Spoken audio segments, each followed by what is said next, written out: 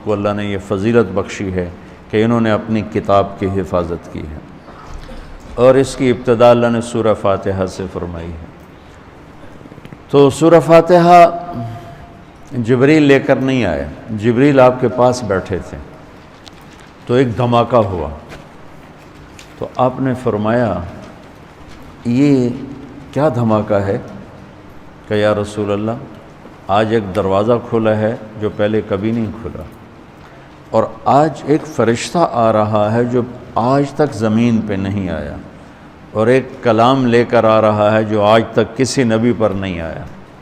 تو وہ فرشتہ حاضر ہوا اور آپ کو 2 کلام پیش کیے، ایک سورۃ فاتحہ اور ایک سورہ بقرہ کا آخری رکوع، آمن الرسول سے لے کر آخر تک۔ ابشر بنورین، آپ کو 2 نوروں کی بشارت ہو، سورۃ فاتحہ اور سورہ بقرہ کا آخر رکوع۔ تو ہم تھوڑی سی بات سورہ فاتحہ پر کریں گے کہ میرے نبی نے فرمایا اوتیت المثانیہ مکان التورات والمائدہ مکان الانجیل والحوامیم مکان الزبور وفضلت بالمفصلات۔ میرے سب سے بڑی کتاب تورات تھی، سب سے بڑی، اٹھانا بھی مشکل تھا، اتنی بڑی کتاب تھی۔ میرے نبی نے کہا اللہ نے مجھے تورات کے بدلے میں سورہ فاتحہ دی تھی، 7 آیات سورہ فاتحہ دی تھی۔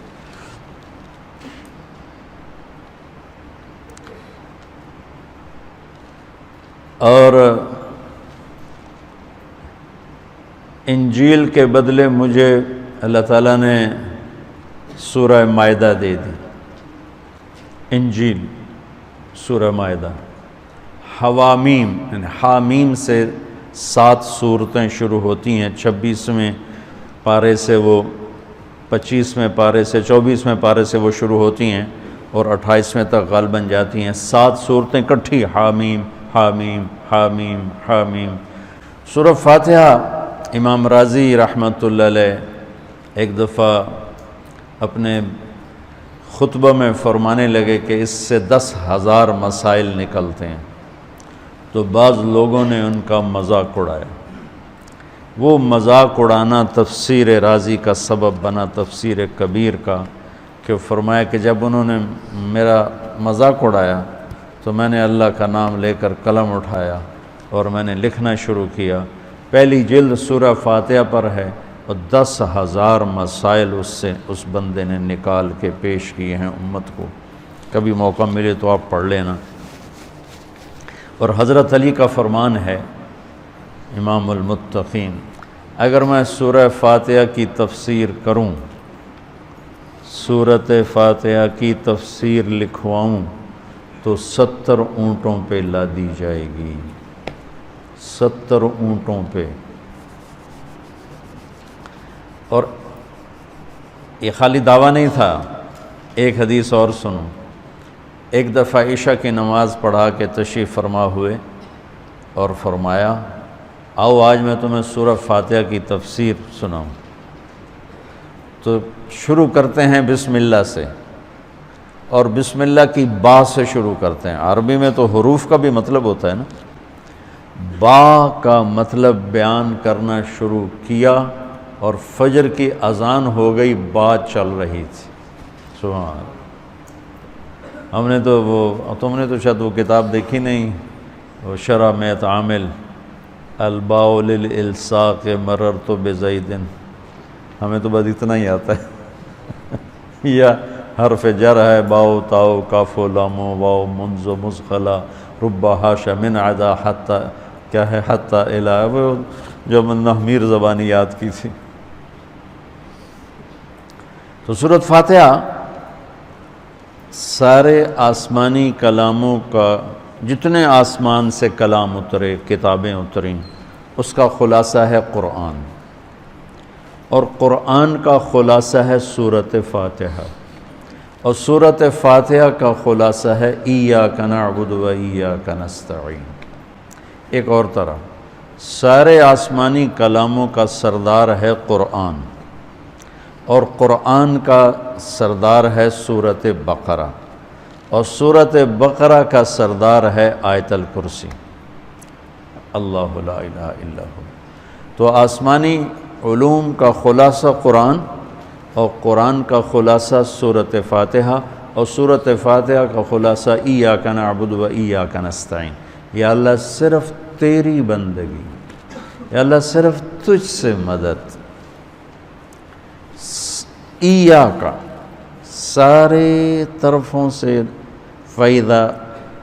وَإِذَا سَأَلْتَ فَاسْأَلِ اللَّهَ وَإِذَا اسْتَعَنْتَ فَاسْتَعِنْ بِاللَّهِ ایاک، کہ یا اللہ صرف تیری بندگی، اور یا اللہ صرف تجھی سے مانگنا، تیرے آگے جھولی بھر، دنیا بھی اسی سے مانگنی ہے اور آخرت بھی اسی سے مانگنی ہے۔ اللہ نے ہمیں دنیا پہلے سکھائی، آخرت بعد میں سکھائی۔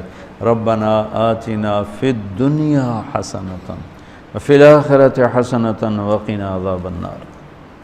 تو سارے آسمانی کتابوں کا خلاصہ یہ ایک جملہ ہے، ایاک نعبد۔ اور بندگی صرف نماز نہیں، بلکہ پوری زندگی اللہ کی چاہت میں گم ہو جائے، ڈھل جائے، اور ہر ضرورت میں اللہ اس کی طرف ہاتھ اٹھے، مخلوق کی طرف ہاتھ۔ ایک ہوتا ہے ایک دوسرے کی مدد کے لیے، بھائی اپنا ٹریکٹر دینا، یار میری ہمارے ہاں ہم نے اپنی مثال دینی۔ اللہ تعالیٰ نے اپنی ذات کو اس خوبصورت انداز میں پیش کیا کہ جیسے ہم اللہ کو دیکھ کر کہہ رہے ہیں ایاک نعبد و ایاک نستعین، یا اللہ صرف تیری بندگی کریں گے، یہ سر اور کہیں نہیں جھکے گا، اور یا اللہ صرف تجھ سے مانگیں گے اور کسی سے نہیں مانگیں گے۔ قرآن وہ میں نے پہلے ایک مثال سے بتا دیا، یہ استعانت بالغیر نہیں ہے، بھائی مجھے قرض چاہیے اب مجھے 1,00,000 روپیہ دے دیں، یہ اس میں نہیں آتا ہے۔ میرے نبی قرضہ اٹھاتے تھے، میرے نبی نے جنگ کے لیے تلوار اٹھائی، زرہ پہنی۔ اسباب کی دنیا ہے، اسباب کا اختیار کرنا اور چیز ہے، اور جن چیزوں میں اللہ کے سوا کوئی کرنے والا نہیں، وہ لوگوں کے سامنے ہاتھ پھیلا دینا۔ استعانت صرف اللہ سے۔ اگر آپ نماز کی عادت ڈال لو نا، آپ پڑھتے ہو لیکن ہر حاجت میں مصلی پہ آ جاؤ، پھر آپ کو ایاک نستعین کا مزہ آئے گا۔ اپنی حاجت نماز کے ذریعے اللہ کے سامنے رکھو۔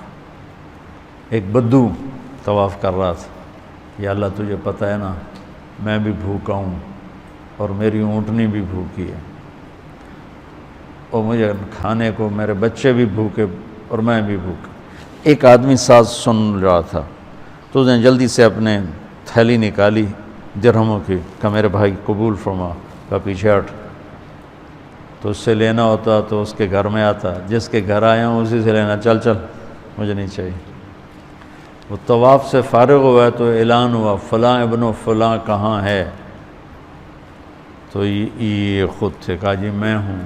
کہا آپ کے چچا کا انتقال ہوا ہے، تو انہوں نے اپنی ساری وراثت آپ کے نام کر دی ہے، چونکہ ان کی اولاد کوئی نہیں تھی۔ تو 1 منٹ میں اللہ تعالیٰ نے قبول فرمائی۔ ہشام بن عبد الملک اور سالم بن عبداللہ بن عمر بیت اللہ کا طواف فرما رہے تھے، تو ہشام نے کہا سالم کوئی ضرورت تو بتاؤ، تو وہ کہنے لگے اللہ کے گھر میں ہو کر میں اللہ کو نہ بتاؤں تمہیں بتاؤں، کتنے شرم کی بات۔ تو ہشام چپ ہو گیا۔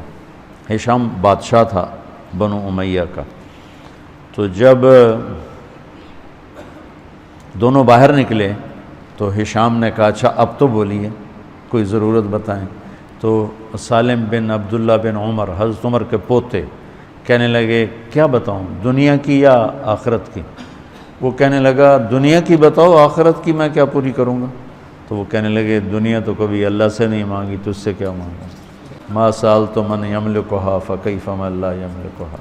جو دنیا کا شہنشاہ ہے، دنیا تو اس سے کبھی نہیں مانگی، تم سے کیا مانگوں گا؟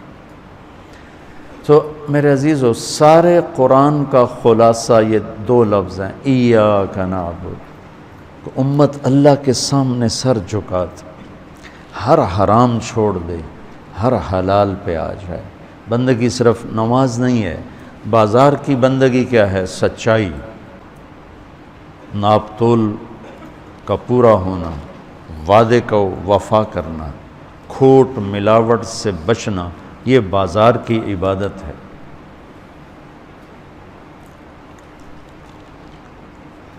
اقتدار کی عبادت کیا ہے؟ ظلم سے بچنا، اپنی طاقت سے کسی پہ ظلم نہ کرنا، انصاف کو ہاتھ سے نہ جانے دینا۔ وکالت کی، عدالت کی عبادت کیا ہے؟ ظالم کا ساتھ نہ دینا۔ سیاست کی عدالت کی عبادت کیا ہے؟ دنیاوی مفاد نہ اٹھانا، بلکہ قومی مفاد کے لیے اپنے آپ کو پیش کرنا۔ گھر کی بندگی کیا ہے؟ ماں باپ ہیں تو ان کی آنکھوں کی ٹھنڈک بننا، بیوی ہے تو اس کے دامن کو خوشیوں سے بھرنا، اولاد ہے تو ان کو ایسی محبت دینا جیسے میرے نبی حسنین کو دے کر گئے تھے۔ یہ اس طرح عبادت پھیلی ہوئی ہے۔ بہن بھائی ہیں تو ان کے ساتھ شیر و شکر ہو کے رہنا، ان کی کمیاں زیادتیوں سے درگزر کرنا، یہ ایاک نعبد ہے۔ صرف نماز کے اندر نہیں ہے ایاک نعبد، بلکہ پوری زندگی ایاک نعبد ہے۔ تو میں کہا کرتا ہوں سچائی، دیانتداری اور انصاف، یہ تین چیزیں اگر آپ کے اور میرے اندر ہیں تو ہماری پوری زندگی عبادت بن جائے گی، پوری زندگی بندگی بن جائے گی۔ وَإِيَّاكَ نَسْتَعِينُ، جب اس کے سامنے سر جھکاؤ گے پھر ہاتھ اٹھاؤ گے تو مزہ بھی آئے گا، مانگنے کا بھی، اس کے دینے کا بھی۔ اس کو کون سا کہیں سے لینا پڑتا ہے؟ جو وہ نباتہ بن یزید نخی رحمۃ اللہ علیہ تابعین میں سے ہیں، اللہ کے راستے میں جا رہے تھے، گدھا مر گیا تو نیچے اتر کے 2 نفل پڑھ کے کہنے لگے یا اللہ تو بے نیاز ہے، تجھے تو کسی چیز کی ضرورت نہیں اور میں تو مسافر ہوں، مجھے اس کی ضرورت ہے، اسے زندہ کر۔ اور ایک چھڑی ماری، قم بِإِذْنِ اللہ، گدھا اچھل کے کھڑا ہو گیا۔ اور امام شافعی نہیں شعبی فرماتے ہیں کہ میں نے اس گدھے کو دمشق کے بازار میں فروخت ہوتے دیکھا، اور وہ نباتہ پہلے فوت ہوئے، کھوتا بعد وچ مریا۔ ایسی دعا قبول ہوئی۔